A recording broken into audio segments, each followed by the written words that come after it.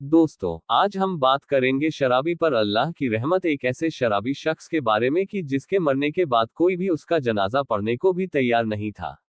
दोस्तों, एक शख्स था जिसका जनाजा सुबह से उसके आंगन में पड़ा हुआ था। गांव भर में इसकी मौत का चर्चा हुआ, लेकिन कोई भी इसके आखिरी दीदार के लिए नहीं आया और ना ही गांव की किसी औरत ने इसकी बीवी से आकर उसका हाल मालूम। की दिन मुकम्मल गुजर गया और फिर जनाजा लेकर जाने का वक्त आया और एक और अनहोनी हो गई। आखिर ये सब क्या माजरा था?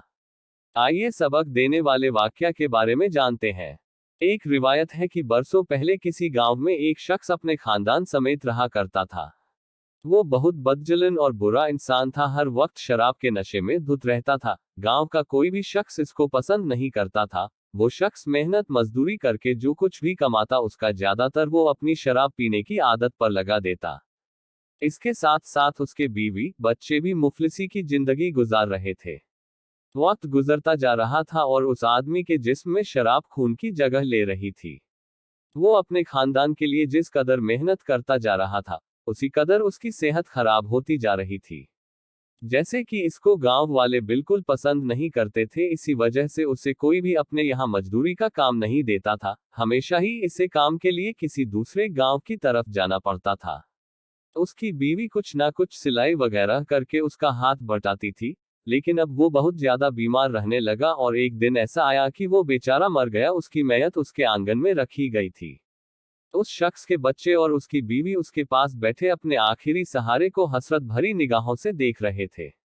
कुछ भी हो, बच्चों के लिए उनका बाप दुनिया का सबसे अहम शख्स होता है। लेकिन इससे भी बढ़कर तकलीफ देने वाली बात यह है कि गांव में हर घर को पता चल चुका था कि इस आदमी की मौत हो गई है, लेकिन कोई भी उसके घर नहीं आया उसकी शराब पीने की आदत की वजह से। गांव के लोग उससे नफरत करते थे, लिहाजा उसकी बीवी को ही अब आखिरी रस्म की जिम्मेदारी उठानी थी। वो नेक औरत अपने मासूम बच्चों को अपने बाप की मैयत के पास बिठाकर बाजार गई, उसके लिए कफन खरीदा और एक गुस्ल देने वाले शख्स को बुला लाई जो उसे गुस्ल दे सके। और गांव के कब्रिस्तान में जाकर उसने कब्र खोदने वाले शख्स से उसकी कब्र को तैयार करने के लिए भी कहा। उसके बाद वह घर वापस आ गई।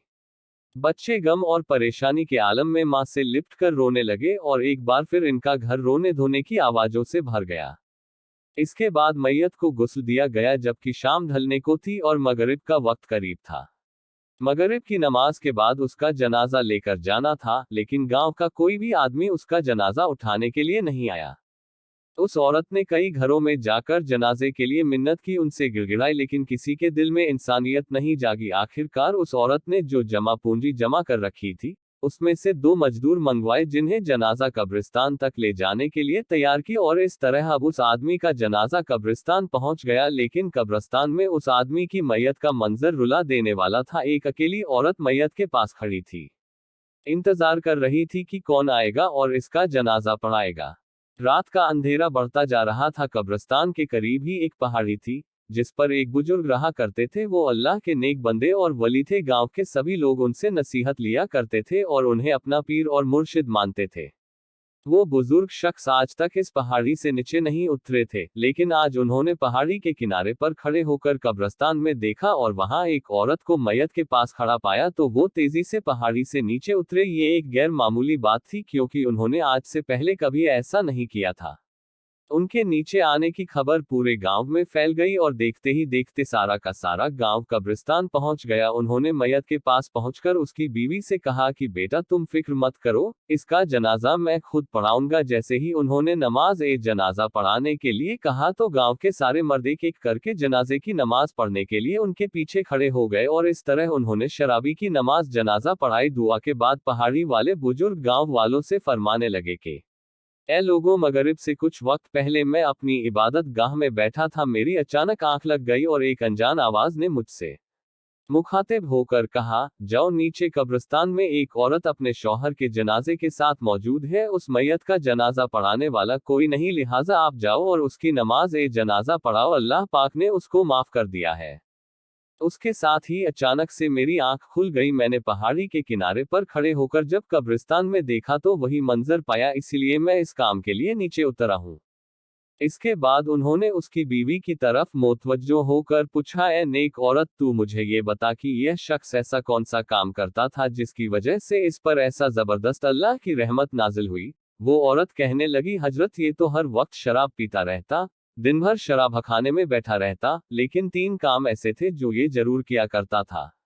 इनमें पहला ये कि मेरा शौहर हर रात शराब के नशे में रहता था और उसी हालत में सो जाता, लेकिन जैसे ही सुबह उसकी आंख खुलती वो नमाज अदा किया करता था। उसकी दूसरी अच्छी बात ये थी कि उसने अपने बच्चों के साथ हमेशा 2 यतीम बच्चों की परवरिश की। हमारी 4 औलाद में से 2 बच्चे हमारे हैं, जबकि 2 बच्चे यतीम हैं। और तीसरी आदत ये थी कि जब भी इसका शराब का नशा उतर जाता तो वो रो रो कर अल्लाह तौला से माफी मांगता। रात में जब भी इसका नशा उतरता तो ये गिड़गिड़ा कर अल्लाह पाक से दुआ करता कि ए अल्लाह, तू ही मेरा मालिक है, मेरा अपनी इस बुरी आदत पर काबू नहीं, मैं चाह कर भी इससे बच नहीं पा रहा हूँ।